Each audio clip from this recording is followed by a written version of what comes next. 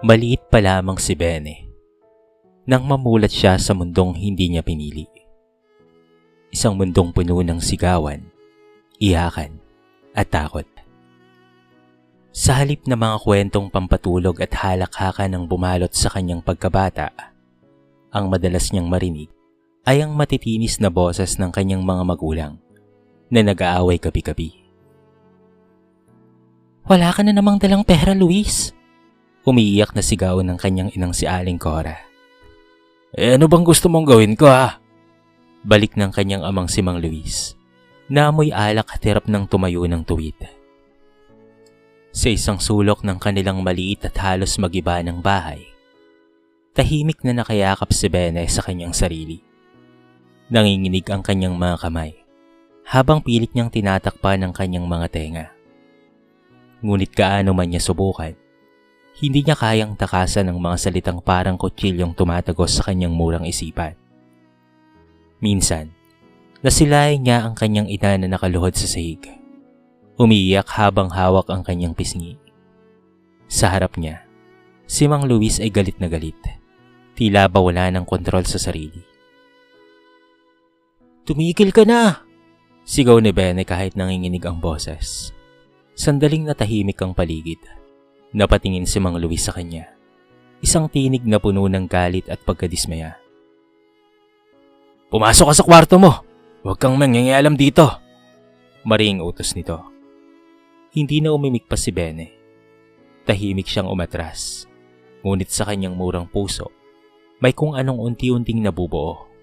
Isang galit na hindi niya maipaliwanag. Habang lumilipas ang mga araw, paulit-ulit ang parehong eksena. Uuwi si Mang Luis na lasing. Mag-aaway sila ni Aling Cora. May mga gabing hindi ito umuwi at kapag tinatanong, mas lalo lang nagagalit. Naririnig ni Bene ang bulungan ng mga kapitbahay. Mga salitang hindi pa niya lubos maintindihan noon. "Nako, siguradong may iba na yan. Babaero talaga." Isang gabi, nagising si Bene sa malakas na kalabog. Agad siyang bumangon at sumilip sa labas ng kanilang silid. Nakita niya ang kanyang ina na nakahandusay sa sahig. Umiiyak ito, habang si Mang Luis ay pasuray-suray na papalabas ng bahay. "Nay!" mahina niyang tawag habang lumalapit.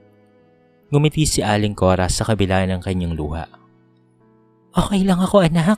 Huwag kang mag-alala sa akin. Pumasok ka na." Ngunit alam ni Bene na hindi iyon totoo. Sa murang edad, natutunan niyang maging matatag. Natutunan niyang pigilan ang kanyang luha. Itago ang sakit. At unawain ang mga bagay na hindi dapat dinadala ng isang bata. Ngunit higit sa lahat, natutunan niyang magtanong. "Bakit ganito ang tatay ko? Bakit niya sinasaktan si nanay? Bakit hindi niya kami kayang biliin?" Sa bawat gabing lumilipas, mas lalong tumitindi ang bigat sa kanyang dibdib. Ang dating takot ay unti-unting napalitan ng galit. Isang galit na tahimik ngunit malalim.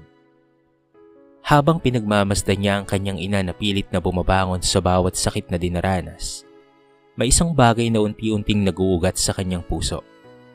Hindi niya alam kung kailan nagsimula, pero sigurado siya sa isang bagay. Hindi niya kayang mahalin ang kanyang ama sa paraang ginagawa ng ibang anak. At sa murang edad, may isang pangako na tahimik niyang binitawan sa sarili. Hinding-hindi niya hayaang masaktang muli ang kanyang ina. Kahit pa ang kapalit nito ay ang tuluyang pagkawala ng kanyang ama sa kanyang puso. Dumating ang gabing tuluyang nagbago sa lahat. Ang gabing hindi na muling magiging buo ang kanilang pamilya. Tahimik ang paligid. Ngunit ramdam ni Bene ang kakaibang bigat sa hangin. Nakaupo siya sa kilid ng kanilang kama habang pinagmamasdan ng kanyang inang si Aling Cora na abalang nag-iimpake ng ilang damit sa isang lumang bag. "Nay, saan po tayo pupunta?" Mainang tanong niya. Sandaling napatigil si Aling Cora. Huminga siya ng malalim bago tumingin sa anak. Pilit nang umiti kahit halatang namumugto ang kanyang mga mata. "Magpapakasyon lang tayo, anak," sagot niya. Ngunit baka sa boses ang pag-aalinlangan. Hindi na nagtanong pa si Bene. Bata pa man siya, pero alam niyang may tinatago ang kanyang ina. Makalipas ang ilang sandali, pumukas ang pinto. Dumating si Mang Luis. Lasing na naman, ngunit ngayong gabi, mas mabigat ang kanyang mga hakbang. Mas madilim ang kanyang aura. "Ano yan, ha?" tanong nito, nang mapansing may dalang bag si Aling Cora. "Luis, tama na," mahinang sabi ng kanyang ina. "Pagod na ako." "Pagod?" Natawa si Mang Luis, ngunit walang saya ang kanyang tawa. "Ako ang pagod. Ako ang nagtatrabaho." "Trabaho?" Biglang tumaas ang boses ni Aling Cora. "Saan pupunta ang pera mo? Sa alak? Sa sugal? At sa babae mo?" Nanlaki ang mga mata ni Bene. Hindi pa niya kailanman narinig ang kanyang ina na sumigaw ng ganoon. Biglang nagdilim ang mukha ni Mang Luis. "Ano pinagsasasabi mo, ha?" "Alam ko na ang lahat." Umiiyak na sigaw ni Aling Cora. "At hindi ko na kaya. Hindi ko na kayang iparanas pa kay Bene ang ganitong buhay." Napatingin si Mang Luis kay Bene. Isang tingin na para bang may halo ng pagod at galit. Ngunit sa pagkakataong iyon, hindi na umatras si Bene. Tinignan niya ang kanyang ama, kahit nanginginig ang kanyang buong katawan. "Tama na po," mahina niyang sabi. Ngunit huli na ang lahat. "Kung ayaw mo na, edi umalis ka na," sigaw ni Mang Luis. Hindi na nagsalita si Aling Cora. Tahimik niyang hinawakan ng kamay ni Bene, saka kinuha ang bag. At sa gabing iyon, iniwan nila ang bahay na minsan nilang tinawag na tahanan. Ang sumunod na mga araw ay tila isang mahabang bangungot. Wala silang matirhan. Nakituloy sila sa isang kakilala, ngunit hindi rin nagtagal ay napilitan silang umalis. Naranasan ni Bene ang matulog sa sahig, ang magtiis sa gutom, at ang marinig ang kanyang ina na umiiyak sa tuwing akala nito'y tulog na siya. "Nay, gutom na po ako," minsang sabi niya. Ngumiti si Aling Cora at iniabot ang natitirang tinapay. "Kain ka na muna, anak. Busog pa ako eh." Ngunit alam ni Bene ang totoo. Nagpapanggap lang ang kanyang ina. Dahil sa kakulangan, napilitan si Bene na huminto muna sa pag-aaral. Sa murang edad, naramdaman niya ang bigat ng realidad. Ang buhay ay hindi patas, lalo na sa mga tulad nila. Isang hapon, natatnan niya ang kanyang ina na naglalabas sa gilid ng kalsada. Namumula ang mga kamay nito, ngunit patuloy pa rin sa pagkusot ng damit. "Nay," mahinang tawag niya. Ngumiti si Aling Cora. "Konti na lang to, anak. Magiging okay rin ang lahat, ha? Huwag ka nang mag-alala." Sa sandaling iyon, may kung anong nagbago kay Bene. Hindi na siya ang batang natatakot sa sulok. Hindi na siya ang batang umiiyak sa bawat sigawan. Sa halip, may tumibay sa kanyang kalooban. Tahimik niyang kinuyom ang kanyang kamao, habang pinagmamasdan ng kanyang ina doon. Sa ilalim ng mainit na araw at sa gitna ng kahirapan, gumawa si Bene ng dalawang pangako sa sarili. Una, gagawin niya ang lahat upang makaahon sila sa hirap. Mag-aaral siya ng mabuti, magsisikap, at balang araw, bibigyan niya ng magandang buhay ang kanyang ina. At pangalawa, isang pangakong mas mabigat kesa sa una. Hinding-hindi niya patatawarin ang kanyang ama, kahit na kailan. Kahit palumod ito at magmakaawa. Sa puso ni Bene, tuluyan ang gumuho ang salitang itay, at napalitan ito ng galit na hindi madaling mabubura. Hindi naging madali ang mga sumunod na taon para kay Bene at sa kanyang inang si Aling Cora. Ngunit kung may isang bagay na hindi nila hinayaan na mawala, yon ay ang pag-asa. Maagang natutong tumayo sa sariling paa si Bene. Sa murang edad, naranasan niyang magbanat ng buto. Hindi man sa mabibigat na trabaho, kung hindi sa maliit na paraan upang siya ay makatulong. Naging tagalini siya ng bakuran ng kapitbahay. Nagbuhat ng mga paninda sa palengke at kung minsan ay tumutulong sa pagtitinda ng kung ano-ano para lamang may maiambag sa kanilang pang-araw-araw na gastusin. "Hindi mo kailangang gawin yan, anak. Sabi ni Aling Cora minsang nakita siyang pagod na pagod. Okay lang po, Inay, sagot ni Bene. Pilit nang umiti. Gusto ko pong makatulong. Ngunit ang totoo, hindi lang pagtulong ang nasa isip niya. May mas malalim siyang dahilan. Ayaw na niyang maranasan muli ang gutom, ang kahihiyan, at ang pakiramdam na wala silang kakapitan. Sa kabila ng lahat, pinilit ni Bene na makabalik sa pag-aaral. Hindi madaling pagsabayin ang trabaho at pag-aaral, ngunit hindi siya sumuko. Tuwing gabi, kahit antok na, pilit niyang binubuksan ang kanyang mga libro sa ilalim ng mahinang ilaw. May mga pagkakataong halos hindi niya na maintindihan ang kanyang binabasa. Ngunit sa tuwing maiisip niya ang kanyang ina, ang pagod nitong katawan, ang sugat sa mga kamay dahil sa paglalaba, nagkakaroon siya ng lakas para magpatuloy. Isang gabi, dadatnan siya ni Aling Cora na nakatulog sa ibabaw ng kanyang libro. Anak? Mahina nitong tawag habang hinaaplos ang kanyang buhok. Nagising si Bene at napangiti. Pasensya na po, Nay. Napagod lang po ako.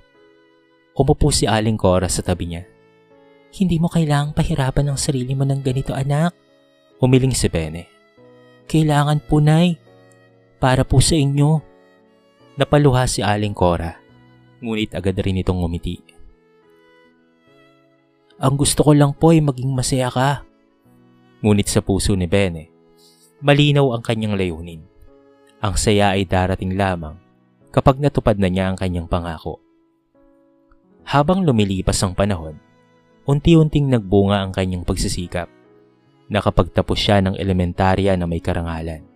At kahit hirap, nagpatuloy siya sa high school. Marami ang humanga sa kanyang determinasyon. Isang batang galing sa hirap ngunit hindi nagpapatalo sa buhay. Ngunit sa kabila ng kanyang mga tagumpay, may bahagi ng kanyang puso na nananatiling mabigat. Sa tuwing nakakita siya ng mga batang kasama ang kanilang ama, nagtatawanan, nagkikwentuhan, hindi niya maiwasang mapaisip. Bakit hindi ganito ang buhay ko? Ngunit agad niyang itinataboy ang mga tanong na iyon. Hindi niya kailangan ng kanyang ama.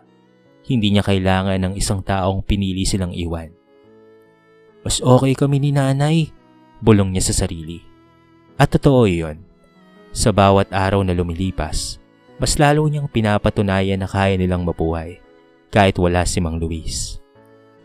Sa bawat pagsubok na kanyang nalalagpasan, mas lalo siyang tumitibay. At kasabay ng kanyang paglakas ay ang mas lalong pag-igting ng kanyang galit. Hindi ito nawawala, hindi kumukupas. Sa halip, ito ay nagsisilbing apoy na nagtutulak sa kanya upang magsikap pang lalo. Hanggang sa isang gabi, habang nakatanaw siya sa kalangitan, matapos ang mahabang araw, mahigpit niyang kinuyom ang kanyang kamao. Balang araw, mahina niyang sabi, babaguhin ko ang buhay namin. At ipapakita ko sa kanya na hindi namin siya kailangan. Sa puso ni Bene, ang pangarap at galit ay sabay na lumalaki. Parehong nagbibigay sa kanya ng lakas. Ngunit hindi niya alam na darating ang araw na kailangan niyang harapin kung alin sa dalawa ang tunay na magpapalaya sa kanya. Lumipas ang 25 taon. Mga taong puno ng hirap, sakripisyo, at walang sawang pagsusumikap. Ngunit para kay Bene, bawat patak ng pawis at bawat gabing walang tulog ay nagbunga rin sa wakas. Hindi na siya ang batang takot na nagtatago sa sulok. Isa na siyang matagumpay na lalaki. Sa edad na kanyang narating, hawak na ni Bene ang isang mataas na posisyon bilang executive director sa isang malaking kumpanya. Kilala siya bilang isang matalino, disiplinado, at respetadong leader. Marami ang humahanga sa kanyang kwento, kahit hindi nila alam ang buong katotohanan ng kanyang pinagdaanan. Ngunit higit sa lahat, ang pinakamatamis na bahagi ng kanyang tagumpay ay hindi ang titulo o ang sweldo, kung hindi ang ngiti ng kanyang ina. Nay, tignan niyo po, masayang sabi ni Bene, habang iniabot ang susi. Napakunot ang noo ni Aling Cora. Ano to, anak? Bahay po natin ni Nay. Napahawak sa bibig si Aling Cora. Hindi makapaniwala. Totoo ba to? Tumango si Bene. May bahagyang ngiti. Hindi na po tayo mangungupahan, Nay. Sa atin na po ito. Hindi napigilan ni Aling Cora ang mapaluha. Mahigpit niyang niyakap ang kanyang anak. Isang yakap na puno ng pasasalamat at pagmamahal. Salamat anak ha. Salamat talaga. Paulit-ulit niyang sabi. Sa wakas, natupad ni Bene ang isa sa pinakamahalaga niyang pangako. Hindi lang yon ang kanyang naibigay. Ilang buwan matapos nilang lumipat, nagpatayo siya ng maliit na sari-sari store para sa kanyang ina. Nay, para hindi na po kayo mainip sa bahay, sabi niya. Ngumiti si Aling Cora. Hindi naman kailangan anak. Gusto ko po ito para sa iyo, Inay. Putol ni Bene. Para may ginagawa po kayo at hindi po kayo mabagot at maging masaya po kayo. Ibinigay ito ni Bene hindi para kumita ang tindahan, kung hindi para may libangan ang kanyang ina. Dahil ngayon, kaya na ni Bene na ibigay ang lahat ng pangangailangan nito. Unti-unti ring natupad ang mga simpleng pangarap ni Aling Cora. Mga bagay na dati tinitignan lamang niya sa larawan o pinapangarap sa katahimikan. Nakapamasyal sila sa mga lugar na dati pinapangarap lang. Nakabili ng mga gamit na noon ay hindi nila kayang abutin. Nakakain sa mga lugar na dati iniisip nilang para lamang sa mayayaman. At sa bawat sandaling iyon, tahimik na pinagmamasdan ni Bene ang kanyang ina. Masaya na sila, ngunit sa kabila ng lahat ng iyon, may isang bagay na nananatiling hindi nagbabago. Sa tuwing mapag-uusapan ang salitang ama, naninigas ang kanyang puso. Hindi niya kailanman binabanggit si Mang Luis. Para sa kanya, isa itong bahagi ng kanyang buhay na matagal na niyang ibinaon sa limot.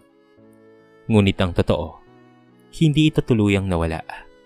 Isang gabi, habang mag-isa siyang nakaupo sa sala ng kanilang bagong bahay, napansin niyang tahimik ang paligid. Walang ingay ng sigawan, walang iyakan, walang takot. Dapat ay payapa siya ng mga sandaling iyon, pero bakit may kulang? Saglit siyang napaisip, ngunit agad rin niyang itinaboy ang nararamdaman. Wag na, bulong niya sa sarili. Tapos na yon. Tumayo siya at pinatay ang ilaw. Pilit na isinasara ang pintuan ng kanyang nakaraan. Dahil para kay Bene, sapat na ang kasalukuyan, sapat na ang tagumpay, sapat na ang saya na naibigay niya sa kanyang ina. At higit sa lahat, kumbinsido siya sa isang bagay. Hindi na kailanman babalik pa ang anino ng kanyang ama sa buhay nila. Ngunit hindi niya alam na ang mga sugat na hindi kailanman ginamot ay hindi tunay na nawawala. Natutulog lamang ang mga ito, naghihintay ng tamang panahon upang muling magising. Isang ordinaryong umaga lang sana ang lahat. Maaga pa'y nasa opisina na si Bene, tulad ng nakasanayan. Bilang executive director, halos kabisado na niya ang takbo ng kumpanya, ang mga empleyado, ang sistema, at ang bawat sulok ng gusali. Para sa kanya, ang opisina ang naging pangalawang tahanan, isang lugar kung saan kontrolado niya ang lahat. O yun lamang ang akala niya. Habang pababa siya sa ground floor, para sa isang meeting, abala ang kanyang isip sa mga plano at desisyon na kailangan niyang gawin. Ngunit sa kanyang pagmamadali, aksidente niyang nabangga ang isang matandang janitor na may dalang timba at map. Ay, pasensya na po, agad na sabi ni Bene kahit hindi siya tumitingin. Ayos lang sir, mahina at paos na sagot ng matanda. May kung anong pamilyar sa boses na yon. Napatingin si Bene. Isang payat na lalaki ang nasa kanyang harapan. Halatang napagod na sa buhay. Kulubot ang balat, bahagyang kuba, at mabagal kumilos. Ngunit mas tumatak sa kanya ang mga mata nito. Mga matang tila may kwento. Tila may bigat na matagal nang dinadala. Sandaling natigilan si Bene. Ngunit agad rin niyang inalis ang tingin. Mag-ingat na lang po kayo ha, malamig niyang sabi bago tuluyang umalis. Ngunit habang naglalakad siya papalayo, may kung anong hindi mapakali sa kanyang dibdib. Parang may humihila sa kanya pabalik. Kinabukasan, Muli niyang nakita ang matandang janitor. At sa pagkakataong iyon, napansin niya ang ID na nakasabit sa dibdib nito. Luisito Clemente. Para bang tumigil ang mundo ni Bene. Biglang bumalik ang lahat. Ang sigawan, ang iyakan, ang sakit, at ang galit. Ang pangalang matagal na niyang ibinaon sa limot, ngayon ay nasa harapan na niya. Hindi siya nagkamali. Siya iyon, ang kanyang ama. Biglang kumayom ang kanyang kamao. Ramdam niya ang pagbilis ng tibok ng kanyang puso at ang pag-init ng kanyang dugo. Hindi ito maaaring mangyari. Hindi dito. Hindi ngayon. Ngunit bago pa siya makakilos, napatingin sa kanya si Mang Luis. Nanlaki ang mga mata nito nang makita ang mukha ni Bene. Bene? Mahina nitong banggit. Tila hindi makapaniwala. Ngunit hindi sumagot si Bene. Sa halip, malamig siyang tumingin dito. Isang tingin na walang kahit katiting na emosyon. Maliban sa matinding galit, napilit niyang kinukontrol. Walang salitang lumabas sa kanyang bibig. Wala siyang gustong marinig. Wala siyang gustong maalala. Mabilis siyang tumalikod at naglakad papalayo. Parang walang nangyari. Ngunit mula sa sandaling iyon, hindi na naging normal ang lahat. Lumipas ang mga araw. Ngunit hindi na siya tinantana ng presensya ni Mang Luis. Palagi itong napapadaan sa kanyang paningin. Sa hallway, sa lobby, sa parking area, at sa bawat pagkakataon, nararamdaman ni Bene ang parehong galit na matagal na niyang kinikimkim. Ngunit hindi tulad niya, si Mang Luis ay tila may ibang layunin. Bene, anak, minsang tawag nito habang papalapit. Ngunit agad siyang umiiwas. Wala akong oras, malamig niyang sagot. Hindi pa rin tumitikil si Mang Luis. Hanggang isang araw, nagulat na lamang si Bene nang makatanggap siya ng request para sa isang appointment. Mula kay Luisito Clemente. Nanlaki ang kanyang mga mata habang binabasa iyon. Para bang may kumukulo sa loob niya. Ang kapal ng mukha. Pagkatapos ng lahat ng ginawa niya, may kana pa siyang humarap. Mahigpit na ikinayom ni Bene ang papel. Sandaling pumikit siya. Pilit na kinokontrol ang kanyang sarili. Alam niyang darating ang araw na ito. Ang araw na kailangan niyang harapin ang taong matagal na niyang kinamumuhian. At ngayon, hindi na siya ang batang walang laban. Handa na siyang magsalita. Handa na siyang ilabas ang lahat ng galit na kinikimkim niya sa loob ng 25 taon at mahigit pa. Dahan-dahan niyang ibinaba ang papel at tumingin sa bintana. Mali ang ginawa mong pagbabalik, mahina niyang bulong. Dahil hindi mo na ako kayang saktan ulit. Ngunit sa kaibuturan ng kanyang puso, may isang bagay na hindi niya inaasahan. Hindi lang galit ang bumabalik, kung hindi pati ang sakit na hindi kailanman tuluyang nawala. Dumating ang araw ng appointment. Tahimik ang loob ng opisina ni Bene. Ngunit ramdam ang bigat ng hangin. Nakaupo siya sa kanyang swivel chair. Nakatitik sa pintuan habang maigpit na magkahawak ang kanyang mga kamay. Hindi niya alam kung galit ba o kaba ang nangingibabaw sa kanyang nararamdaman. Pero sigurado siyang hindi ito magiging madali. Pumasok ka, malamig niyang sabi. Dahan-dahang bumukas ang pinto. Pumasok si Mang Luis. Mahina ang hakbang, tila nag-aatubili. Nakayuko ito. Parang batang nagkamali at naghihintay ng parusa. Sa unang pagkakataon matapos ang napakaraming taon, magkasama silang muli sa isang silid. Hindi bilang mag-ama, kung hindi bilang dalawang taong pinaghiwalay ng galit at nakaraan. Hindi kaagad nagsalita si Bene. Pinagmasdan niya ang kanyang ama mula ulo hanggang paa. Ang kupas na uniforme, ang nanginginig na kamay, at ang mukhang bakas ang hirap ng buhay. Ngunit imbes na awa, galit ang mas nangibabaw. Ikaw, bababa ngunit matalim ang kanyang boses. Ang kapal naman ng mukha mo. Napayuko si Mang Luis. Bene, anak. Huwag mo akong tawaging anak. Biglang sigaw ni Bene. Dahilan upang bahagyang mapaatras ang matanda. Tumayo siya. Dahan-dahang lumapit habang nakatitig ng matalim. Nasaan ka nung nagugutom kami? Sunod niyang tanong. Nasaan ka nung pinalayas kami? Nung nakikita kong umiiyak si nanay gabi-gabi. Walang maisagot si Mang Luis. Nanginginig ang mga labi nito. Ngunit walang salitang lumalabas. Sumagot ka! Bulyaw ni Bene. Hindi ko may pagtatanggol ang sarili ko, anak. Mahina nitong sabi. Mali ako. Lahat ng ginawa ko ay mali. Napatawa si Bene. Isang tawang walang bahid ng saya. Mali? Ulit niya. Yun lang? Mali? Mas lalo siyang lumapit. Halos magkapalit na ang kanilang mukha. Sinira mo ang pamilya natin. Sinira mo si nanay. Sinira mo ang pagkabata ko. Nanginginig ang kanyang boses.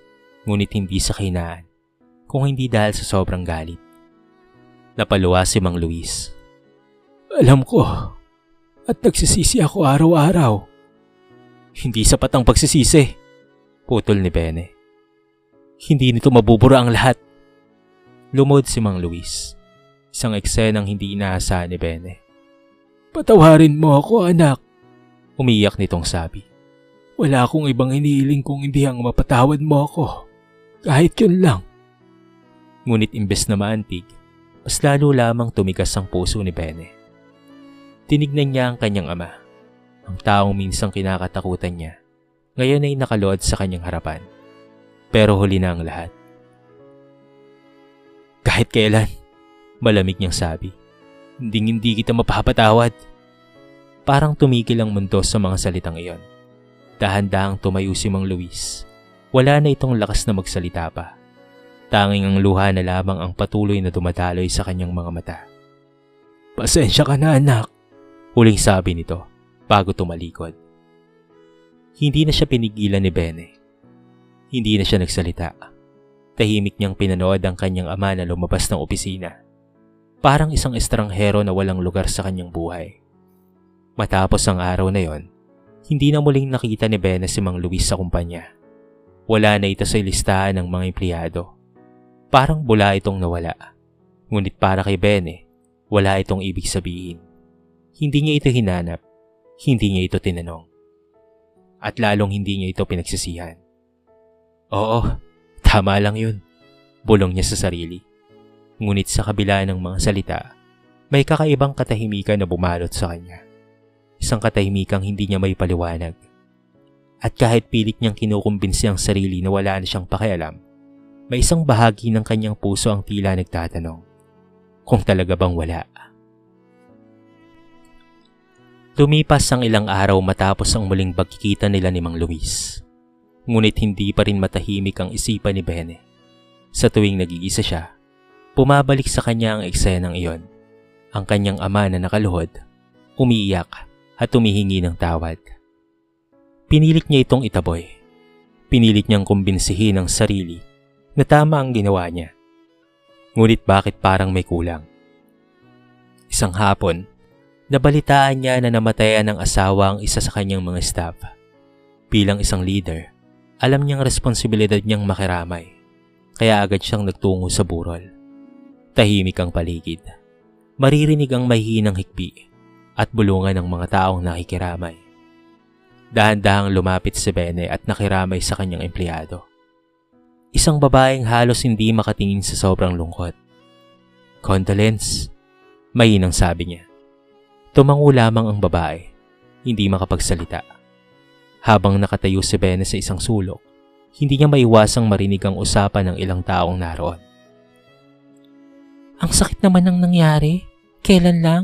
Nagkaayos na sila, sabi ng isa. Oo nga eh, sagot ng isa pa. Pinatawad na niya ang asawa niya. Sabi nga niya, gusto na lang magsimula ulit. Pero bigla namang naaksidente. Napayuko si Bene. Kung kailan okay na sana, saka pa nawala, dagdag pa ng isa. Napatingin siya sa babaeng naiwan. Walang tigil ang pag-iyak. Tila pinagsisisihan ng bawat sandaling nasayang. Kung napatawad ko lang sana siya. Narinig niyang bulong nito sa pagitan ng hikbi. Parang may kumurot sa puso ni Bene. Hindi niya inaasahan ang mararamdaman. Isang isang kakaibang bigat na hindi niya maipaliwanag. Tahimik siyang umalis matapos makiramay. Ngunit ang mga salitang narinig niya ay paulit-ulit na umaalingaw sa kanyang isip. Kung kailan napatawad, saka nawala. Pagdating niya sa bahay, napansin kaagad ni Aling Cora ang kanyang katahimikan. "Bene, anak, may problema ba sa opisina mo?" Tanong nito habang nag-aayos ng tindahan. Hindi kaagad sumagot si Bene. Sa halip, umupo siya sa isang tabi. Tila nag-iisip ng malalim. Maya-maya, tumingin siya sa kanyang ina. "Nay," may ina niyang tawag. "O anak, ano yon?" "Kung sakaling makita mo ulit si tatay, mapapatawad mo pa po ba siya?" Nanlaki ang mga mata ni Aling Cora sa tanong. Halatang hindi niya ito inaasahan. Ngunit hindi siya nagdalawang isip sa sagot. "Matagal ko na siyang napatawad, anak." Natahimik si Bene. "Kahit hindi pa siya humingi ng tawad noon, pinatawad ko na siya." Dagdag nito. "Pero bakit po, inay?" Halos pabulong na tanong ni Bene. Ngumiti si Aling Cora, isang ngiting puno ng pangunawa. "Dahil ang pagpapatawad, anak, hindi para sa taong nagkasala," sabi niya, "kung hindi para sa sarili mo." Napatingin si Bene sa kanya. "Kung hindi ka magpapatawad, ikaw rin ang mabibigatan. Ikaw ang makukulong sa galit." Tahimik na nakikinig si Bene. "Ang galit ay parang lason niyan, anak," patuloy ni Aling Cora. "Unti-unti ka nitong sinisira kahit hindi mo napapansin." Hindi makapagsalita si Bene. Parang may unti-unting nababasag sa loob niya. Naalala niya ang kanyang ama, ang itsura nito noon, ang luha at ang pagsusumamo. Biglang sumingit sa isip niya ang isang tanong. Paano kung huli na ang lahat? Bigla siyang tumayo. "Nay," sabi niya, medyo nagmamadali. "Bakit, anak?" Kinuha niya ang susi ng sasakyan. "Kailangan ko pong umalis." Hindi na siya naghintay pa ng sagot. Sa pagkakataong iyon, malinaw na sa kanya ang isang bagay. Hindi niya kayang dalhin ang galit habang buhay. At higit sa lahat, ayaw niyang dumating ang araw na pagsisisihan niya ang pagkakataong hindi niya ginamit. Dahil minsan, isang desisyon lang ang pagitan ng kapayapaan at panghihinayang.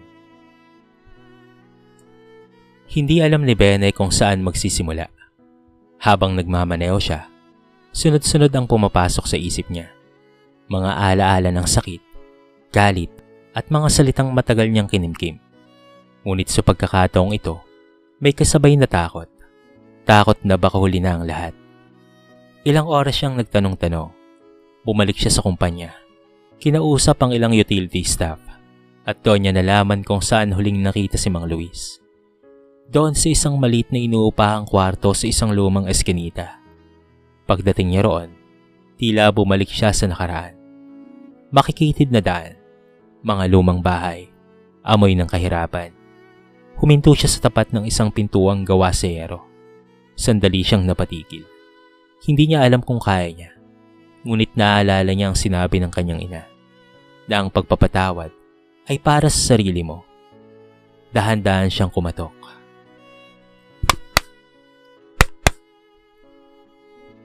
Walang sumagot. Muli siyang kumatok. Mas malakas na. Maya-maya, marahang bumukas ang pinto. Isang matandang lalaki ang lumitaw. Walang iba kung hindi si Mang Luis. Mas payat na ito ngayon. Mas mahina, halos hindi na makatayo ng tuwid. Namutla si Bene sa kanyang nakita. Malayo ito sa lalaking kinakatakutan niya noon. Nagkatinginan sila. Walang nagsalita. Tila huminto ang oras. "Bene, anak," mahina nitong banggit. Tila hindi makapaniwala. Hindi kaagad nakasagot si Bene. Parang may nakabara sa kanyang lalamunan. Lahat ng galit na dala niya sa pagpunta roon ay biglang nawala. Ang natira na lamang ay isang mabigat na pakaramdam. Halo ng lungkot at tawa. "Pwede po bang pumasok?" Mahina niyang sabi. Tumango si Mang Luis at binuksan ang pinto. Simple lang ang loob ng kwarto. Isang kama, may maliit na lamesa, at ilang lumang gamit. Halatang mag-isa lamang itong namumuhay. Umupo si Bene habang si Mang Luis ay nananatiling nakatayo. Tila hindi alam ang gagawin. Tahimik ang paligid. Hanggang sa maya-maya, "Tay!" biglang sabi ni Bene. Napaiyak si Mang Luis sa salitang iyon. "Patawad anak," agad nitong sabi. "Alam kong wala akong karapatang..." "Hindi na po yun ang pakay ko, itay," putol ni Bene. Napatingin sa kanya ang matanda. Huminga ng malalim si Bene. Hindi madali ang susunod niyang sasabihin. Ramdam niya ang bigat nito. Ngunit alam niyang kailangan. "Pinapatawad na po kita." Parang tumigil ang mundo. Nanlaki ang mga mata ni Mang Luis. Unti-unting pumatak ang kanyang luha. "Totoo ba, anak?" Nanginginig nitong tanong. Tumango si Bene. "Hindi dahil kinalimutan ko na ang lahat," dagdag niya. "At hindi rin dahil tama ang ginawa ninyo." Napayuko si Mang Luis. "Kung hindi ayoko nang dalhin pa yung galit," patuloy ni Bene. "Pagod na ako." Tuluyang napaupo si Mang Luis. Umiiyak. "Salamat. Salamat anak." Paulit-ulit nitong sabi. Hindi na napigilan ni Bene ang kanyang sarili. Lumapit siya at marahang niyakap ang kanyang ama. Isang yakap na matagal na niyang ipinagkait. Isang yakap na hindi na mababago ang nakaraan. Ngunit kayang pag-aani ng kasalukuyan. Paglabas ni Bene sa eskinita, pakaramdam niya ay may nawala sa kanyang dibdib. Isang bigat na matagal na niyang dala. Hindi man naging perpekto ang lahat, hindi man naibalik ang mga taon na nasayang, ngunit sa unang pagkakataon matapos ang napakaraming taon, malaya na siya. Habang naglalakad papalayo, napangiti siya ng bahagya. Dahil minsan, ang tunay na kapayapaan ay hindi matatagpuan sa paghihiganti o paglimot, kung hindi sa kakayahang magpatawad. Hindi para sa taong nagkasala, kung hindi para sa sariling matagal nang nasasaktan. Lumipas ang mga buwan matapos ang araw na pinili ni Bene na magpatawad. Hindi kaagad nagbago ang lahat. May mga sandaling naninibago siya. Lalo na sa tuwing naiisip niyang muli niyang tinawag na itay ang isang taong matagal na niyang itinuring na wala na sa kanyang buhay. Ngunit sa bawat paglipas ng araw, unti-unti niyang nauunawaan na ang pagpapatawad ay hindi isang iglap na desisyon. Isa itong proseso, isang hakbang, araw-araw. Minsan, binisita niya si Mang Luis, si inuupahan nitong kwarto. Hindi man enggrande ang tagpo, ngunit sapat na ang simpleng pag-uusap. Kamustahan, kwentuhan, at tahimik na pag-upo sa tabi ng isa't isa. Wala nang sigawan, wala nang sumbatan. May mga pagkakataong nahihirapan pa rin si Bene. Hindi nawawala ang alaala ng nakaraan. Ngunit sa halip na magpigil ng galit, natutunan niyang tanggapin na bahagi iyon ng kanyang kwento. Isang bahagi na humubog sa kung sino siya ngayon. Isang hapon, sinama niya si Mang Luis sa kanilang bahay. Kinabahan siya kung papaano ito harapin ng kanyang ina. Ngunit nang magkita sina Aling Cora at Mang Luis, walang galit na namutawi. Tanging katahimikan at isang mahinang ngiti ang namagitan sa kanila. "Kamusta ka na, Luis?" Simpleng bati ni Aling Cora. Napayuko si Mang Luis. "Pasensya ka na, Cora." Ngunit tinaas lamang ni Aling Cora ang kanyang kamay. "Wala yon, matagal na yon," sabi niya. "Ang mahalaga ay nandito pa tayo." Sa sandaling iyon, napagtanto ni Bene kung gaano kalalim ang lakas ng kanyang ina. Isang lakas na hindi niya kaagad naunawaan noon. Hindi perpekto ang kanilang muling pagsasama. Hindi rin ito nabura ang lahat ng sakit. Ngunit nagsimula silang muli. Hindi bilang perpektong pamilya, kung hindi bilang mga taong natutong maghilom. Sa paglipas ng panahon, mas lalong naging magaan ang pakiramdam ni Bene. Mas malinaw na ang kanyang isip, mas tahimik na ang kanyang puso, at sa bawat ngiti ng kanyang ina, at sa bawat pagkakataong nakikita niyang nagsisikap na si Mang Luis na bumawi sa natitirang panahon, nararamdaman niya ang isang bagay na matagal na niyang hinanap. Kapayapaan. Isang gabi, habang nakaupo siya sa labas ng kanilang bahay, pinagmamasdan niya ang kalangitan. Napangiti siya. Naalala niya ang batang si Bene. Takot, galit, at puno ng tanong. Kung makakausap niya ang batang iyon ngayon, isa lamang ang sasabihin niya. Hindi ka man pinili noon, pero pinili mong bumangon. At higit sa lahat, pinili mong magpatawad. Proud na proud ako sa'yo. Dahil sa uli, napagtanto ni Bene ang isang mahalagang katotohanan. Ang tunay na tagumpay ay hindi lamang nasusukat sa pera, posisyon o mga bagay na nakamit. Kung hindi sa kakayahang bitawan ng galit at yakapin ng kapayapaan. Dahil minsan, ang pinakamabigat na laban ay hindi laban sa ibang tao, kung hindi laban sa sariling puso. At ang pinakamalaking panalo ay ang matutong magpatawad. Sa kwentong ito ay marami tayong mapupulot na aral. Ang pagpapatawad ay hindi lamang para sa taong nagkasala, kung hindi para rin sa sarili natin. Ang galit at sama ng loob ay parang bigat na palaging daladala. Kapag pinili mong bitawan ng poot, binibigyan mo ang iyong puso ng kalayaan at kapayapaan. Sa buhay, hindi natin kayang baguhin ang nakaraan, ngunit kaya nating piliin kung papaano nating harapin ang kasalukuyan. Ang tunay na lakas ay makikita sa kakayahang bumangon mula sa sakit at magsikap para sa mas mabuting bukas, habang may pusong malaya at payapa. Dito na po nagtatapos ang ating maiksing kwento sa araw na ito. Sana po ay nagustuhan nyo. At sana po ay kinapulutan nyo ng maraming aral. Kayo mga kabarangay, anong masasabi nyo sa ating kwento? I-comment nyo naman po sa baba ang inyong mga reaksyon. At babasahin natin ang lahat ng yan. I-comment nyo na rin kung taga saan kayo. Para naman malaman ko kung hanggang saan nakaabot ang video na ito. Paki-like and share na rin po ang ating kwento para mapakinggan rin ng iba. At kung bago ka pa lamang sa ating channel, baka naman pwedeng pakihit ang subscribe button at bell notification button para palagi kang updated sa mga bago nating upload na katulad nito. So paano mga kabarangay? Hanggang sa muli, thank you so much and peace out!